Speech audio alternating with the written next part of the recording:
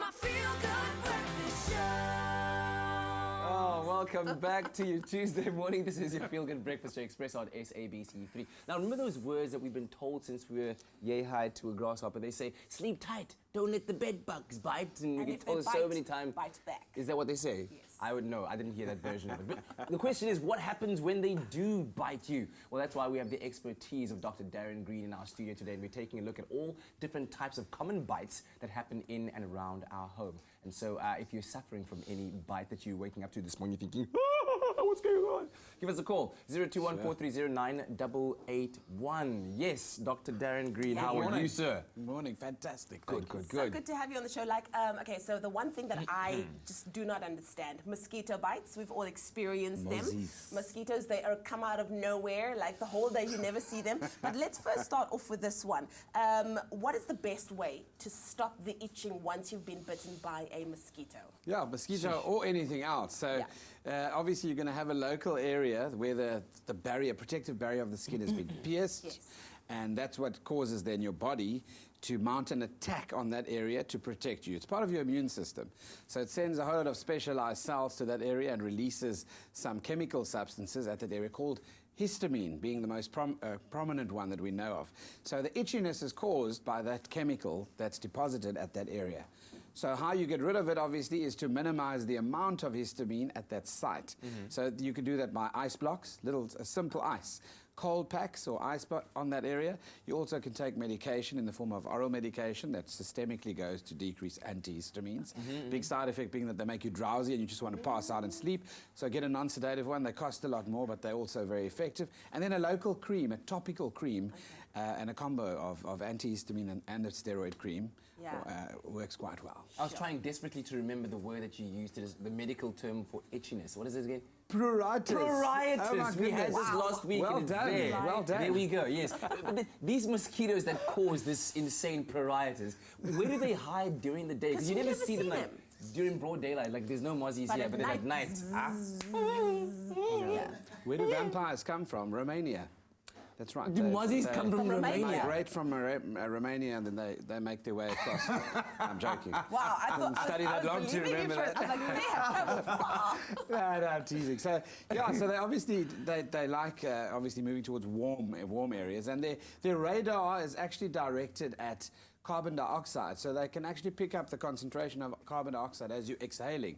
So people that sleep with their mouths open obviously are exhaling, and they actually zone in on the carbon dioxide. Okay. A lot of theories on that. And then they like obviously dark spaces, dark places as well. So under the bed is often a place where they wait. And then at night time, the room warms up, there's heat, there are two bodies on the bed, heating things up a bit, and then they start getting those wonderful chemical pheromones that they want to move towards. Yeah, of course. Wow, Dr. Darren, thank you so much. Insightful stuff indeed, including that little Romanian fact there. But we'll keep our lines open on 021-430-9881. Give us a call. We're talking all kinds of bites. It's my feel-good breakfast show. Oh, goodness, we're talking all kinds of different bites. Yeah, it's quite exciting. It's quite eye-opening. We were speaking about mosquito bites earlier on, that they hide in all of these dark places, preferably under your bed. And a way of avoiding mosquito bites is through garlic, you were saying, Dr. Darren. I was saying garlic scares most things off. It's a wonderful contraceptive too. Oh, wow. Well, we do have a call on the line this morning. Leonora, good morning. How are you? You're from Parow in the Western Cape. What's your question or comment for Dr. Darren? Goeiemôre. Ek het nou nie 'n vraag nie, maar ek het 'n wenk vir julle. Vir muskietbyte. Jy vat 'n spuitbotteltjie, dan gooi jy 2/3 babaolie in en 1/3 Dettol. En jy skud hom en jy spuit dit aan en die muskiete bly weg. As jy kamp en jy wil gaan stap in die veld, jy spuit dit aan jou arms en jou bene. Jy kan ook selfs 'n bakkie Dettol op jou bedkassie sit, want hulle hou niks van die reukie. Okay, so maybe it's for a disinfectant, basically. Oh, lekker. Yeah, well, Dankie, Dettol as Leonora. well. Some people use apple cider vinegar, because Dettol's are quite sharp and pungent. Wonderful. Unlike the Tabasco sauce, eh? That's also... Oh, why would you even some try that? people eat that and they think that's going to put the mosquitoes off, because when they bite them, it's going to cause the mosquito to just explode. Yeah. Spontaneously combust. Well, let's talk about bees right now. It's not really a bite, it's a sting. Correct.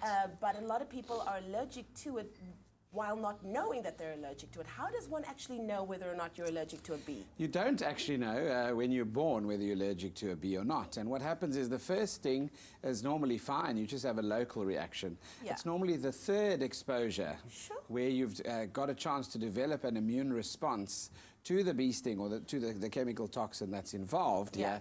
here to actually have a dramatic overreaction. So then you have a full-on anaphylaxis with the lungs closing up, bronchospasm, your blood pressure falling, your pulse rate racing, all the signs of shock, really. Wow. That's anaphylaxis like you do to any other dramatic central reaction to a foreign body. So bee stings, certainly you don't know, but the most dangerous one is actually the second and third, not the first exposure.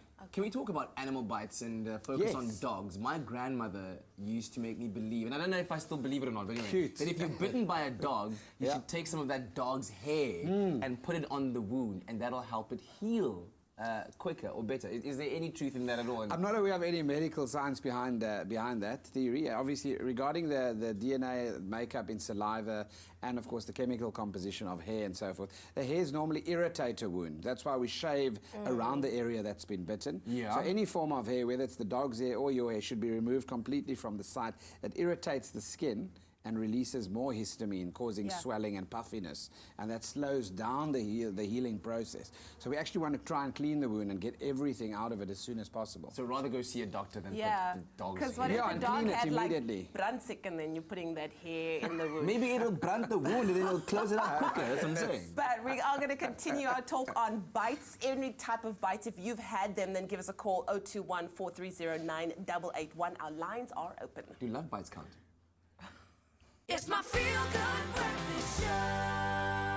Welcome back. This is your Feel Good Breakfast show. We're live, large and in charge on this Tuesday morning, hanging out with Dr. Darren Green, talking about all kinds of bites, including a very interesting question that I had about human bites. Yes. Are those dangerous for you? If you were bitten by another human being, let's say a love As in bite. like a, no, not for a love instance. bite, a No, no. proper like... Oh, there's a... Okay, love bites. Love probably- bite's a different story. That's Yes. from constant pressure, sucking Yes. Yeah. the skin with a little area of blood underneath the Yes. skin that's You don't need to trapped there. worry about that. No, that will clear on itself within about 2 weeks. But if another human being, or 2 weeks, yo. Depends how big the suck is. But but don't yes. you know? If a it human takes a being while. had to, Yeah, bites are really bad. So humans, dogs, and things like sea animals and seals, between your teeth, you've got an unbelievable amount of organisms, and the human bite is exposed through the natural bacteria of the mouth to many of them. So when you pierce the skin, destroy the integrity, and then plant in those organisms, you make them susceptible to infections, things like cellulitis, which is a soft tissue infection. And if that gets into the bloodstream, you can get a systemic infection where you need to be admitted and get intravenous antibiotics. born of all that bacteria that's left in there, That's especially right. if, like Leanne, you eat a lot of eggs. You know, it's a lot of bacteria that's left in there. It's a lot. It's a lot. Okay. We've actually got a social media question from Taryn Lee Kibido, who says, "Good morning. Unfortunately, I'm not in front of my television right now, but I have a question and I hope it can be answered. My 2-year-old daughter gets bitten by a mosquito or any other insect for that matter, and the bites soon turn to blisters filled with water, and they leave bad scarring. What could be the cause of this, and what action should I take moving So forward?" the chemical toxin that's released when they pierce the skin, for example, causes a dramatic reaction which causes a cytotoxic. That means toxicity to the cells of the dermis and the skin. That causes then a heavy reaction which leads to fluid-filled blisters. So it's actually the chemical and the toxic effects of the chemical on that local area that lead to that swelling and that dome of obviously blister formation. You spoke about cytotoxic reactions Yes. right now. What about neurotoxic reactions? And Yes. how do those relate to spiders and snakes and scorpions? And scorpions. So the Yes. big differentiation is those, when you have a poisonous bite, is it a cytotoxic or neurotoxic? Cytotoxic is more a soft tissue area where it becomes puffy, like a puff pastry, red, swollen, and then new blood supply can't get to that area to heal it. It's delayed and it just gets worse and worse and worse. Neurotoxic, that toxin actually gets into the bloodstream and affects the nerves itself. There's the Cape Cobra, a typical example. So what happens there is it paralyzes your muscles.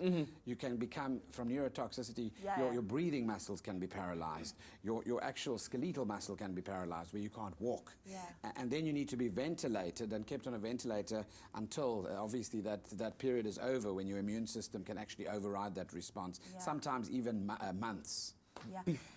Do you want to ask the venom one? Yes. Yes, ask. If a snake bites you, Yes. is there a moment in time when you can just suck it out? Because we've seen it in the movies Yes, all they do it all the the time. time. Can you suck the Can you venom do it? out? As a movie. So the reason why the snake bite is dangerous, obviously, is the piercing into the bloodstream, Yes. toxin into the bloodstream. So when you're biting it out, you're not ingesting the poison, you are actually spitting it out. yeah.